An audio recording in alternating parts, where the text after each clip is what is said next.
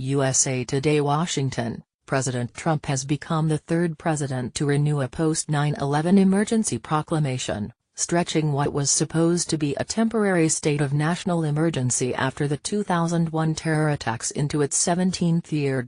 But the ongoing effects of that perpetual emergency aren't immediately clear, because the executive branch has ignored a law requiring it to report to Congress every 6 months on how much the president has spent under those extraordinary powers, USA Today has found. Exactly 16 years ago Thursday, President Bush signed Proclamation 7463, giving himself sweeping powers to mobilize the military in the days following terrorist attacks that crashed planes into the World Trade Center, the Pentagon, and a Pennsylvania field.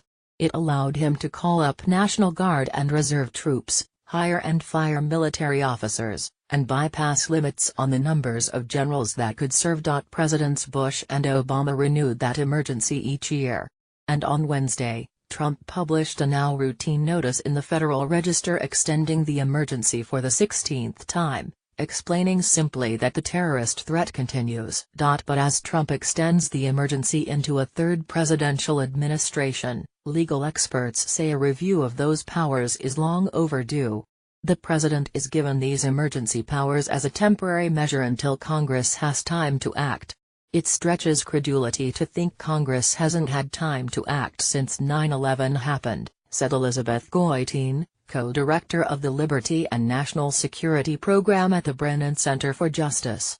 We should not be treating 9/11 as an emergency in 2017. The perpetual war footing has had a striking lack of examination. Under the National Emergencies Act, a post-Watergate law intended to rein in presidential emergency powers, the president needs to renew the emergency each year or it lapses. But Congress is also supposed to review each emergency every 6 months. It never has. And it's not just 9/11. Presidents have declared scores of emergencies over the past 40 years, dealing with everything from the Iran hostage crisis to the swine flu. More than 30 of those national emergencies remain in effect, and Congress has never reviewed a single one in the history of the National Emergencies Act. More, special report, America's perpetual state of emergency. In his first 8 months in office, Trump has kept in place the states of emergency put in place by his predecessors. But he's also signaled that he may make novel use of emergency powers. He said last month that he was drawing up papers to declare a state of national emergency to address opioid addiction, a unique public health crisis unlike the infectious diseases that have prompted previous emergencies. Also last month, Trump set aside congressionally mandated pay increases for military and civilian employees, cutting them to 2.1% for uniformed services and an average of 1.9% for civilians.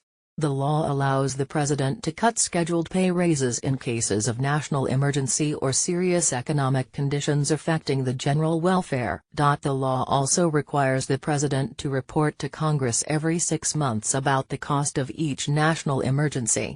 And on the 9/11 proclamation, it appears that no president, not Bush, nor Obama, nor Trump, has even done that. In a 2003 executive order, President Bush delegated the reporting task to the Secretary of Defense. USA Today requested copies of those reports dating back to 2001 under the Freedom of Information Act. After searching its records for more than 2 years, the Defense Department responded that no records of the kind you described could be identified. And according to the congressional record, no reports have ever been received. A Pentagon spokesman could not immediately explain why the Secretary of Defense has never submitted the required reports to Congress. Congress's continued neglect of its oversight of national emergencies comes as it debates a related question of the war powers given to the president after the 2001 terrorist attacks. On Wednesday, the Senate scuttled a proposed amendment by Senator Rand Paul, RKY, that would have revoked the open-ended authorizations for the use of military force enacted by Congress in 2001 and 2002, with the hope of prompting debate on a more limited authorization. At the same time, the Pentagon has stopped releasing regular reports on the number of National Guard and reserves called up to serve overseas as a result of the 2001 emergency. The most recent figures from 2015 show about 18,000 Guard and Reserve troops remained involuntarily activated, mostly under that 2001 state of emergency. "We used to call this the new normal. Now it's just normal," said John Gaheen of the National Guard Association of the United States. Guard leaders, what they're most worried about is what would happen if the Army and Air Force stopped using us. They want to serve. But he said it simple.